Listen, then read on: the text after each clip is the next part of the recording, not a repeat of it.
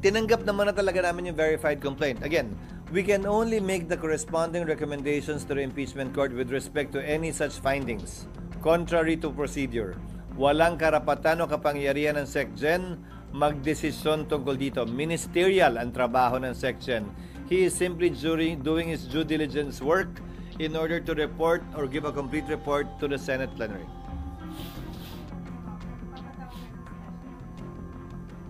Layo naman ng talon mo.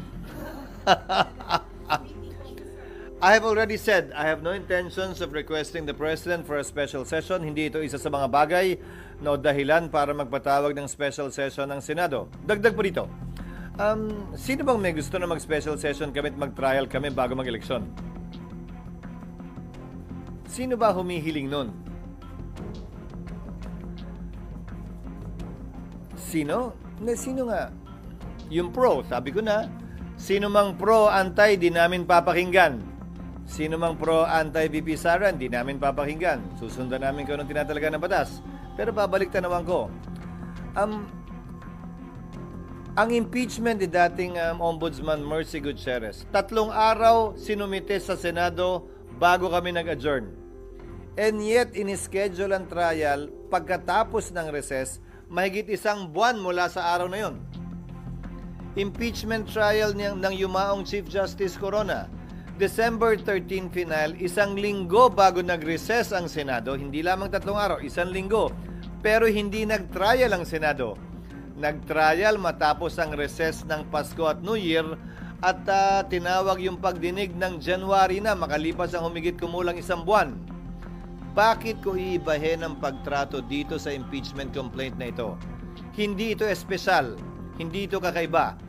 Ang tingin dapat namin dito, ordinaryong impeachment complaint lamang laban sa isang impeachable officer.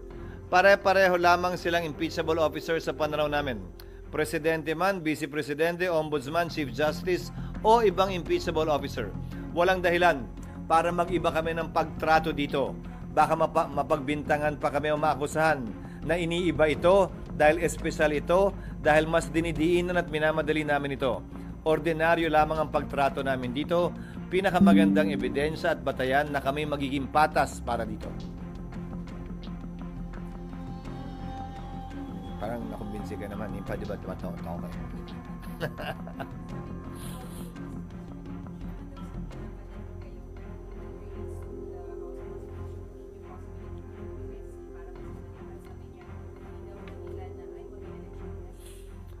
Karapatan nila yon, ginagalang ko yon, pero pwede bang sagutin na rin muna niya sa kumaaari? Bakit nila inupuan ng 2 buwan ito? 2 buwang nakabinbin ang 3 impeachment complaints sa Senado at sa Kongreso. Ang kailangan lamang namang gawin, ipadala yan sa Speaker para ma-agenda ng Speaker yan. Magkatabi ang opisina nilang 2. Pero hindi yun ginawa sa loob ng 2 buwan. Tapos kami gusto sa loob ng 2 oras magawa yun. Sa loob ng ilang araw, magawa yun. Kung tila hindi sila nagmadali, anong pinaguhugutan at saan sila nanggagaling para madaliin kami ngayon? Hindi naman niya kailangan sagutin talaga kung gusto lang niya, para lang maliwanagan din ako.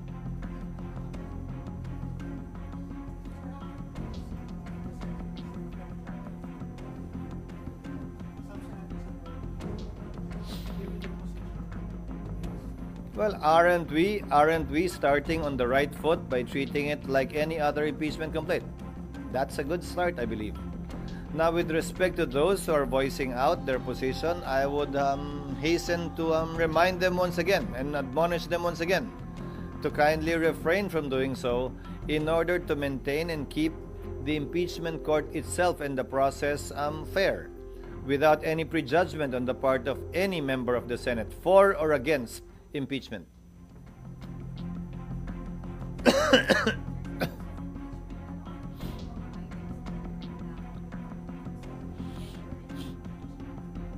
Yung pre-trial briefs na isasubmit, yung halimbawa para hindi mag-aksaya ng panahon, yung pag-otorisa sa presiding officer kung naisin nila na gawin lahat ng mga kailangan gawin to take proper order of the subject of impeachment, kabilang na ang pagpapasagot sa nasasakdal, ang pagpapayag ng pre-trial briefs na maisagawa na, upang sa gayon pagpasok ng bagong Senado ng 20th Senate ay talagang dire-diretso na sa trial at wala nang pag-aantala pa na kailangan nating antabayanan at intayin.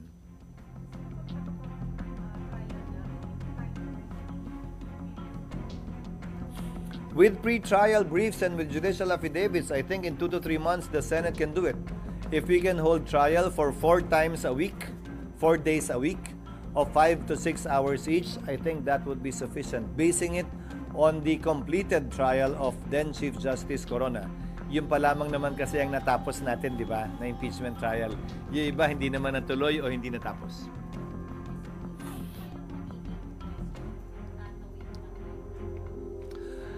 Malayang pwedeng may magtanong, pero anong gusto nilang gawin namin? Finish or not finish? Pass your paper? Ano to? Exam ng grade 3? Hindi pa tapos magpresenta ng testigo yung prosecution at depensa dahil June 30 na. Oh, pagbotohan na natin to. Dismiss na natin to. Ganon? Hindi naman siguro yun ang intensyon ng saligang batas. Ang intensyon marahil, dapat dumating sa punto ang kaso ay matatapos, mariresolbahan at pagpapasahan. Hindi yung bitin-bitin palagi. Pangalawa, nabigay ko na sa inyo yung example o halimbawa ng mga collegial courts dahil ito ay hindi trabaho ng legislasyon. Ito ay trabaho ng isang impeachment court. So, hinalintulad ko na yan sa Court of Appeals, sa Supreme Court, sandigan bayan ng mga collegial courts. Kahit nga sa ordinaryong RTC, nagpalit ng judge, tuloy naman yung kaso. Bibigyan ko kayo ng isa pang halimbawa. Yung SET, yung mga kaso sa Senate Electoral Tribunal. Tumatawid ito ng susunod na Kongreso. Bagaman nagpalit ang mga maestrado ng Korte Suprema sa SET, bagaman nagpalit ang membership ng Senado dahil tumawid sa panibagong Kongreso, tumutuloy-tuloy din ang kaso doon at hindi kailangan i-dismiss dahil lamang pumasok ang panibago na namang Kongreso. Maging ganun pa man, ito ang unang beses na mangyayari ito, may karapatan sino man mag-question ito. Pero tulad ng sinabi ko, hanggat walang TRO ang Korte Suprema, gagawin namin kung ano ang tingin naming tama kaugnay sa paglilitis na ito.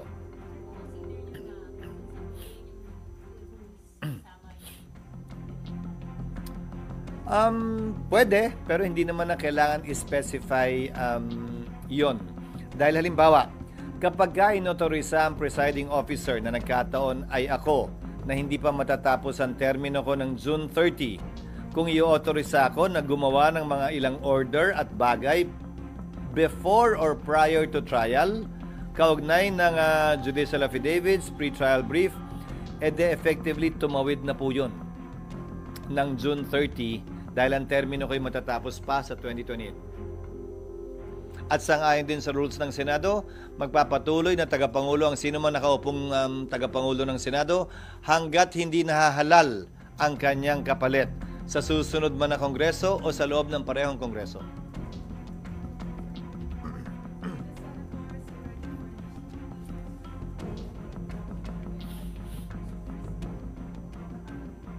Hindi. Ako hindi ko pa nababasa eh. They will be given time to read, they will be given time to review it. We will be sending them a draft of the rules, proposed rules for their review too. Para pagdating ng June 2, wala nang, hindi ko pa nababasa, I need more time to read. Wala nang ganoon.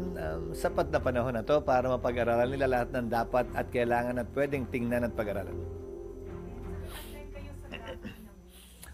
Hopefully, in the next 2 weeks, matapos namin yung draft. And then we'll get opinions from various sectors, the academe, para mabuo namin ito ng may buong tapang at kumpiyansa na sapat na yon. Yes. With the consultants na. Tapos ibabato namin sa ilang academe, sa sector na academe, ilang mga kaibigan namin sa academe, basta't hindi sila sasama o kasama sa impeachment trial sa magkabilang panig. Because again, as I told you the last time, balita namin, siyempre marami ng mga abogadong nagkukonsultahan, nag-a-apply, nagkinukuha sa prosecution man o sa depensa. Sa mga senador para mabato rin nila sa kanilang mga consultant para pagdating ng period para pag-usapan namin at pagbotohan yan, handa na ang lahat sa kanilang mga panukalang amendment kung meron na.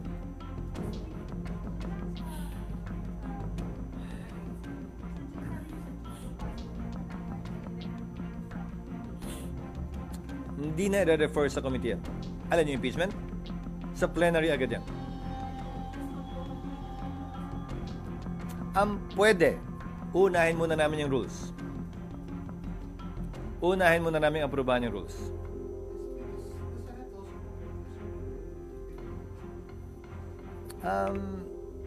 It depends. It depends. The Senate cannot and should not, as an impeachment court, issue opinions regarding that without any party requesting for it. Hindi kami investigador. Hindi namin trabaho hilingin yon. Dapat, kung kailangan talaga yan, may partido, prosecution of defense na manghihingi niyan, at kung objekta ng kabila, pagpapasahan po namin yan. Ayokong pangunahan ng impeachment court kaugnay sa bagay na yun.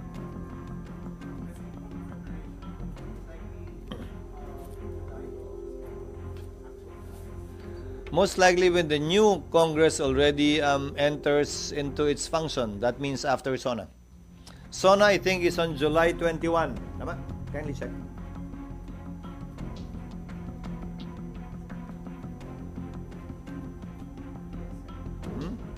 SONA is on July 21, so trial will commence after that date.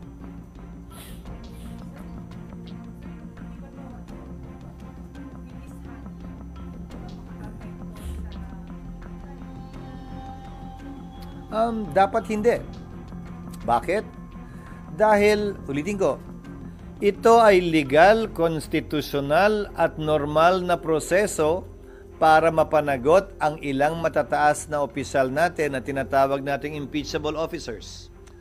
Hindi ito dapat katakutan. Hindi tayo dapat tumakbo palayo dito. Hindi tayo dapat mabahala dito. Dahil normal, ordinaryo at legal na proseso ito na nakasaad sa ating saligang batas.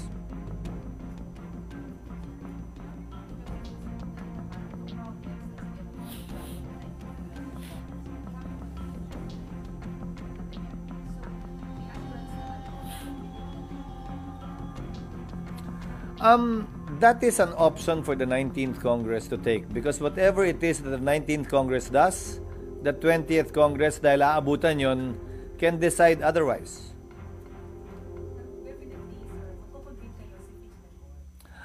Again, depende yan sa 19th Congress. Kasi mangyayari yan, 2 beses kayo magsusumpahan, baka may dagdag ground pang umangat eh. Isa yan sa mga pag-uusapan at pag-aaralan namin sa rules. So bahagi yun. Dahil pwede na, ang rules dapat aprubahan namin ha, hindi bilang impeachment court. As a legislative body, dapat namin aprubahan yun. So pwede naming aprubahan yun na hindi pa impeachment court. At dahil kinakailangan lamang naman ng impeachment court sa trial, lahat ng mga kailangan gawin bago mag-trial, hindi pa naman kinoconvene ng impeachment court. Again, by analogy, let's draw from history. Nung panahon ng corona impeachment, hindi pa yata nagko-convene, kung tama ang pagkakaalala ko, anong impeachment court, nag-issue na ng mga summons ang Senate President habang recess para hindi na makaksaya ng panahon. So pwede rin gawin yun dito.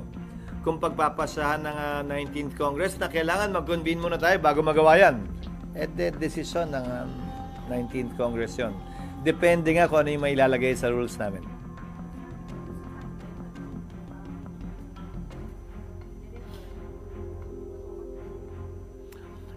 Again, don't be confused about and stuck with convening. Kahit mag-convene yung impeachment court, anong gagawin namin? Ang unang-unang gagawin pagkatapos ng rules, papadalan ng summons ang nasasakdal. 10 araw para sumagot kung hindi siya hihingi ng extension. Pag humingi ng extension, malamang pagbibigyan naman yun ng isa. Ngayon, pagkatapos nun, 10 araw din para magsumite ng reply. Baka humingi din ng extension. Pagkatapos nun, baka humiling naman yung nasasakdal ng pagkakataon magsabit ng rejoinder. Hindi ko alam, pero karapatan niya yun. Karapatan din ng prosecution mag-submit ng rejoinder. Karapatan din ng magkabilang panig kung tingin nila may nais pa silang sabihin o isumite na pleading, magsumite na tinatawag nating ad cautela pleading. So, mahaba pa yun eh. Tapos magpi-pre-trial. Maghahanda sila ng judicial affidavit, pag-uusapan nila kung ano yung mga admission na pwede na lang sabihin, hindi na kailangan patunayan yan para hindi humaba. Okay na kami dyan, tanggap na namin yan. Kaya nga ang tawag pre-trial, di ba? Kasi hindi pa trial pre. Before trial. So, ang daming pang gagawin bago yung actual impeachment court ay kinakailangan umupo at dinggin ng anumang bagay. At sa loob ng 6 na araw, maski na 30 araw, baka nga hindi pa matapos yun. Yan yung sinasabi ni Senator Coco, ang ating minority leader, na in-interview niya na 10 days. Ubus na yung June 30 Bago magsimula kasi ang trial, kailangan lahat yun matapos muna. Kaya nga pre-trial ang tawag doon.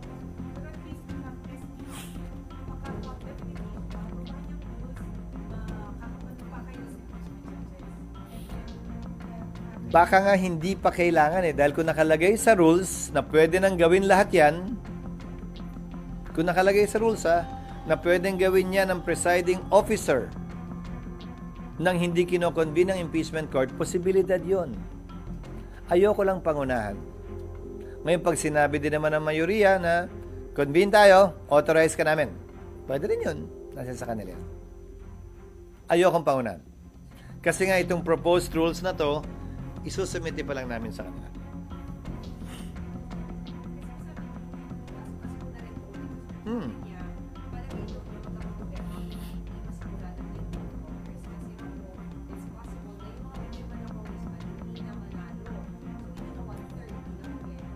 We will cross the bridge when we get there because at any point in time, dahil tumawid nga, the new Congress can always vote to withdraw the impeachment complaint. What is preventing them from doing that? But even if they do so, the decision to allow it is still the decision of the impeachment court. Nasa amin Hindi sila pwedeng mag-withdraw nang sila lang ang magdedesisyon. Without prejudice, with prejudice, ano ba yan? Pero yung kinakailangan boto sa aking pananaw, bagaman wala yan sa saligang batas, must be more than 2/3. It must be more than 2/3 vote dahil dapat less than 1/3 na ngayon yung may iiwan. Higit sa 2/3 yung may gustong i-withdraw yon. Pero sa dulo, decision pa rin ng impeachment court yan. Hindi porkit gusto nilang withdraw, automatic mawi-withdraw yan.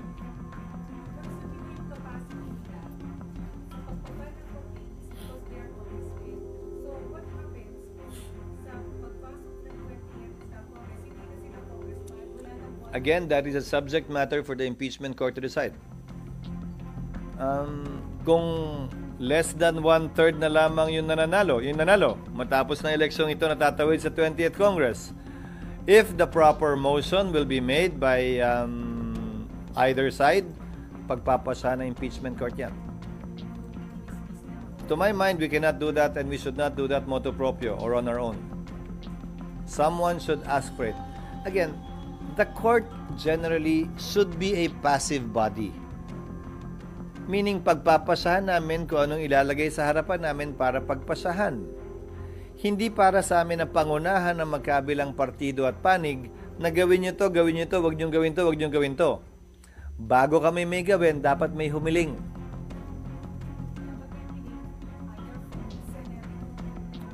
Or from the parties. I would prefer that it come from the parties.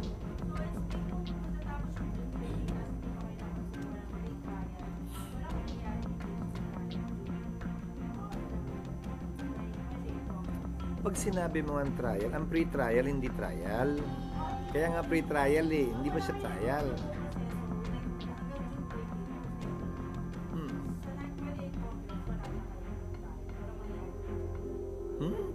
Wala akong sinabing gano'n. Saan galing yun? Tumalon ka na naman Tumalon ka na naman. Ano? Sinabi ko na sa inyo, di ba? Ministerial ang pagtanggap namin ng impeachment complaint. Nasa Senado na yan. Anumang disposisyon niyang kasong yan, impeachment court na magpapasya. Dinismiss ba? Hindi naman. I-dismiss ba namin kung hindi namin matapos lahat ng kailangan gawin? Malamang hindi. So, Sino ka, siya o sila para magsabing wala na? Eh hindi pa pinagpapasahan ng impeachment court. Because kasi mga sinabi mo picture SP na kahit one day makapag-convict one day. Wala ngang anong gagawin nga. Anong gagawin? Hindi naman kami pwedeng tumanggap ng testigo. Wala kaming gagawin. So wala maasahan. No, depende nga sa magiging impeachment rules na mapapasa. Kaya nga dapat una muna yon. Pag sinabi ng impeachment rules, dapat convene muna. E di magko-convene kami. Bago itong lahat ng tumagawa, e di magko-convene kami. Pero pag hindi yon ang nakasaad sa rules namin at pwede na namin gawin to nang hindi nagko-convene, e di hindi kailangan mag-convene. But make no mistake, the Senate already has jurisdiction over the subject matter of the impeachment complaint. Kayo naman, picture lang ang habol nyo at video. Wala namang kinalaman yun doon. That is not our concern. Having your photo up for that oath taking or whatever is not our concern. Our concern is to be able to maximize the available time in the 19th Congress and hopefully be able to save on some time for the 20th Congress when it comes.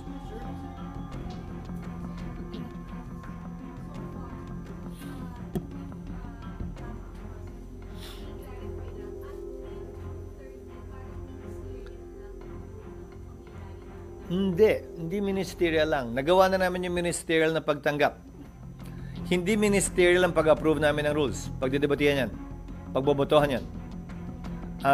Kung anong mapapaloob dyan, ilalaman ng rules, debate at boto yan. Amendahan yan ng makailang ulit malamang. So, hindi siya ministerial. Ngayon, kung nakapaloob sa rules, pwede nang gawin lahat ito sa ilalim ng presiding officer lamang. Pwede hindi kailangan mag-convene. Pag sinabing dapat mag-convene muna kami para masimulan, yun din ang susundin namin. Pero wala pa yun sa rules ngayon.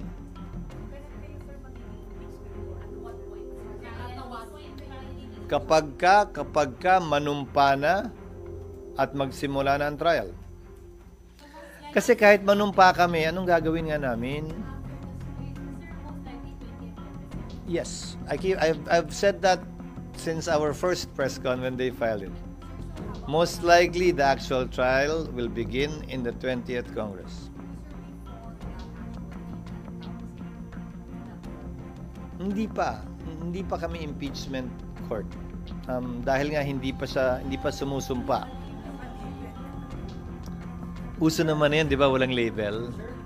Sir, paano po a little more than lang ng one-third yung nakabalik dun sa mga pumirma na minanalo sa eleksyon? May questionin pa ba yun? Basta't one-third pa rin. At saka ang tanong, may magrereklamo ba? Sasabihin ba ng panig ni Vice President Sara, oh, ganito na lang. Again, hindi kami pwede manguna. A court is a passive body. Hindi kami pwede mag-una-una. Ihintayin lang namin kung ano yung hihilingin ng magkabilang partido. Hindi para sa amin turuan sila kung anong dapat o hindi nila dapat gawin. May mga abogado silang kukunin para dyan. Hindi para sa amin turuan sila kung anong makakaganda sa kaso nila. Desisyon nila yan. Sila ang bahala dyan. Hahayaan namin silang gawin yan. At kung sakasakaling may mag-raise, mag-bring up ng bagay na yan, we will decide on it as it comes. Nandun pa rin tayo sa picture ng wala na.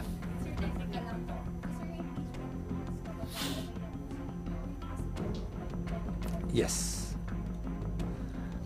And then it depends on what is contained in the impeachment rules now. Kaya nga. Pero kahit nga makuha nga yung photo op na yon, anong gagawin namin? Wala pa rin naman kasi papasagot. Remember, we have 6 session days when we resume. Okay? We have 6 session days. From June 2, we have 28 days left, including Saturdays and Sundays. Yung period pa nga lang of the exchange of pleadings, yung palang ubos na yung June 30 eh.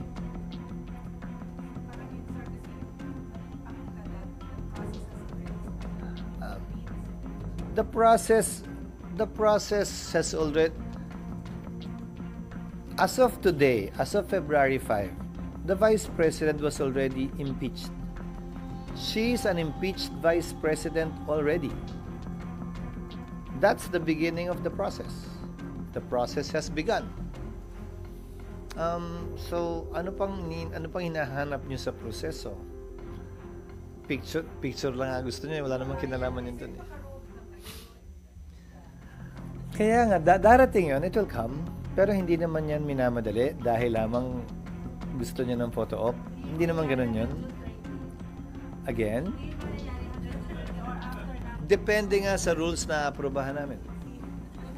Pero kung ako tatanungin nyo, wala pang trial eh. Hindi, wala pa kasing trial eh. Walang gagawin eh. Wala pang gagawin yung court mismo. Remember, a court is convened once it is ready to receive evidence.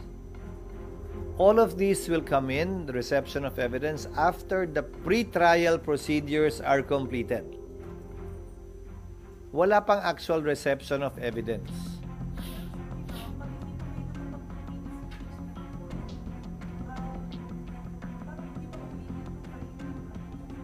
Hindi. Saan mong galing yun? Ano na nga ba sinabi ko sa'yo? Hindi porket magpapalit ng Kongreso, dismiss lahat ng pending na kaso. Kasaside ko lang nga kanina, di ba? Yung SET na mismo, Senado na yun. Senado na mismo yun, ha? Tumatawid, eh. Yun, walang debate, wala naman nagrereklamo. Di ba? So, yun, kaso din yun. Hindi legislative yun. So, anong problema? Ngayon, karapatan nila dahil unang beses mangyayari ito na mag-question sa korte. Kaya wala kayong photo op ng ganun sa 19. Kaya nga, makikita nyo pa rin naman yun.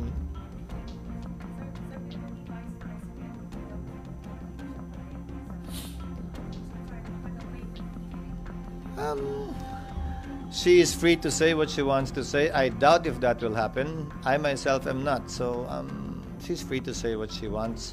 But if she needs to attend, we will make her attend. If she doesn't need to attend, we won't force her because that's her right to waive her right to appear unless it is necessary or needed.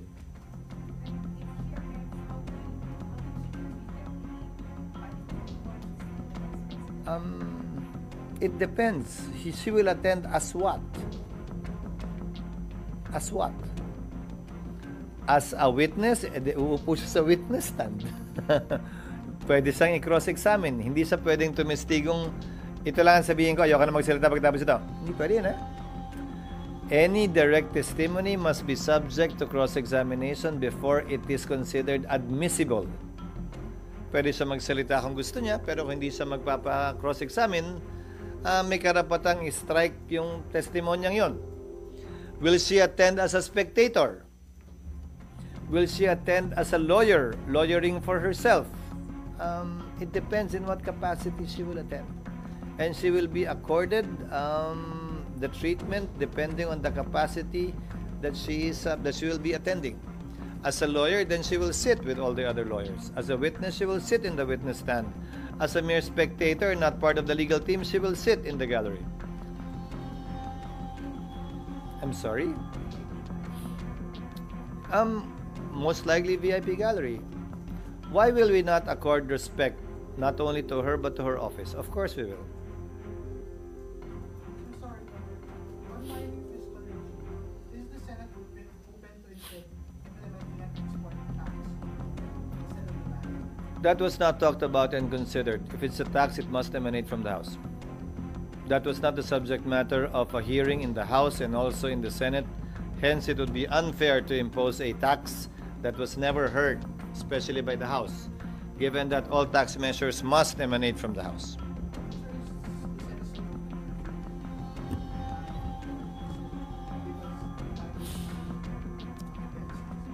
Bakit sila against?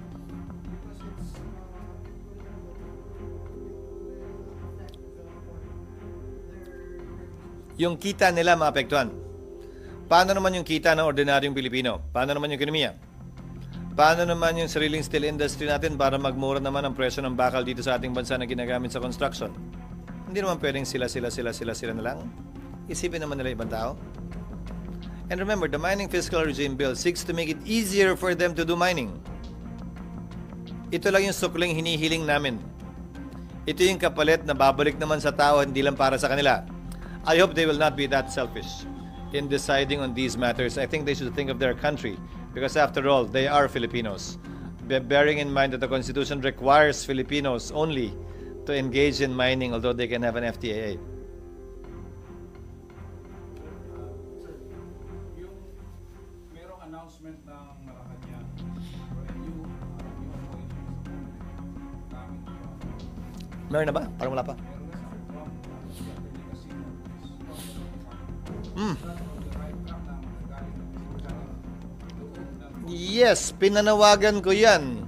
Sinagot ko yung suwestyon ng isang abogado na dapat daw manggaling sa rekomendasyon ng oposisyon yung mga ipapalit. Ang sagot ko'y hindi dapat manggaling sa hanay ng oposisyon o ng administrasyon. Kung ako ang tatanungin, dapat kumuha ng tigaloob. Tigaloob dahil dati ng impartial, dati ng patas, dati ng parehas, at alam niya na ang trabaho ang kailangan niyang gawin. At hindi na kailangan turuan pa. Lalong-lalo na, nasa kalagitnaan na tayo ng eleksyon.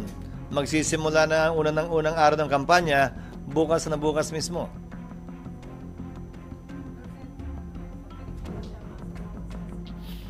Oo, pero ad interim appointee siya. Ibig sabihin, meron siyang buo at kompletong kapangyarihan bilang COMELEC Commissioner, bagaman hindi pa siya nako-confirm ng Commission on Appointments dahil nga ad interim appointee siya.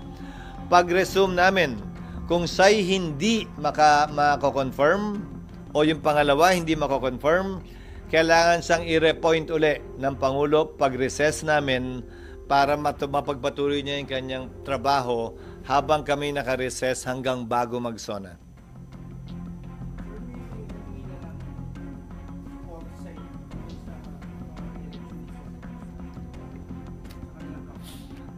Wala. Ang nagpa-endorse pa lang sa akin nung huling araw si Tol. Nag-video kami dyan sa opisina niya. Si Tol lang yun ang hingi ng ika nga formal na endorsement. Bagaman niyaya ko ang lahat ng mga kasamahan kong re-electionista sa Senado, maski na yung mga kaibigan ko na tumatakbo, na magiging karangalan kung tanggapin sila sa aking lalawigan, ang lalawigan ng Sorsogon. Kung sakasakaling mapapadpad sila doon at ako'y nandun din. Sir, may sinabi kayo kanina na sigurado na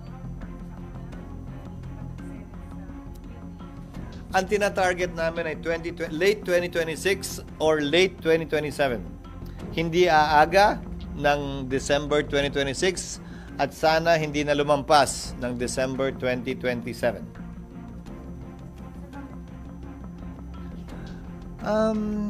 Kasi walang plano. Ang tagal ko nang tinatanong kung kailan kami lilipat, walang makasagot eh. Ang tagal ko nang tinatanong magkano ba talaga kailangan para matapos yan, walang makasagot eh. When we looked for the DAET, the Detailed Architectural and Engineering Design, there was none. It's been undergoing construction for the past decade or so without one. Natapos lamang yon dahil na rin sa pangungulit namin nung nakaraang Disyembre lamang. Kaya ngayon lang ako makakasagot na base sa planong yon, matatapos sa mga takdang panahon na yan. Yung amount, ang tinitingnan nila, although fina-finalize nila yung costing, ay ipa-finalize hopefully this week na yun yung ceiling amount na rin para matapos yun at hindi na rin lalampas doon. Pwedeng bumaba pero hindi na dapat lumampas. Yung amount na kailangan para makumpleto. Kabuuan na, meaning mula sa simula, total na nagastos para sa building na ito.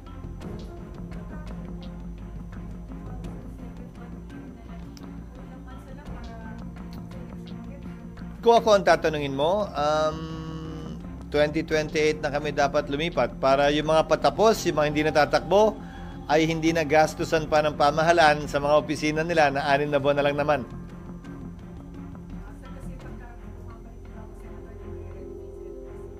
Or baka hindi niya type yung kulay, malay ko, di ba? So, maganda na siguro na 2028 na para magsimula tayo ng fresh. Ongoing. Nagpapatuloy. Pag nagpagawa kayo ng bahay o kung ano man, tanong niyo yung mga kakilala niyong arkitekto at engineer, kailangan yun. Hindi naman pwedeng never ending na pag bisita mo ng isang linggo, gusto ko to.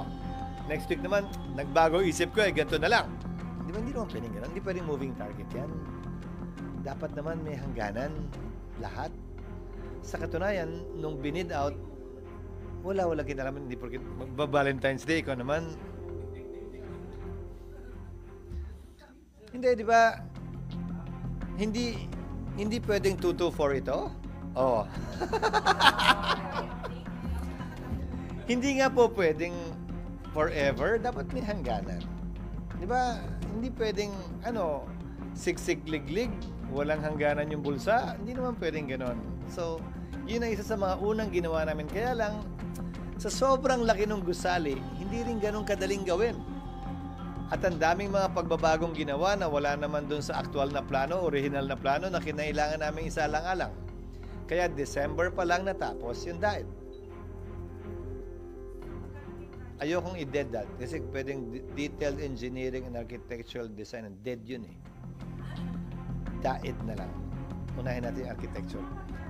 Wala pa. Bigyan ko kayo ng amount pag nalaman na namin, pag nakompleto na namin yung estimate. Again, ceiling amount to. Hindi na dapat lumampas doon. I'm sorry? Hindi na dapat lumabas doon. Merong allocation for this year. Kulang pa rin yun. So, yung final allocation will be in 2026. Lahat finactor in na. Doon sa cost estimate. Yun pa yung isang problema. 2013, nung sinimulang gawin tong building na to, yung cost at estimate nila pang 2014, 2013 din, 12 taon na yung lumilipas. So, kailangan i-update. Ngayon, gaano man kalaki yung halaga niyan, wala akong magagawa doon. Inabutan ko na, minana ko na yan. Kailangan ko na lamang isaayos at tiyakin na sa abot naming makakaya, malimitahan yung dapat gastusin para matapos yan. Hindi rin ako papayag na maging white elephant yan. Na nakatayo lang, nakatiwangwang at hindi magagamit. Bye-bye.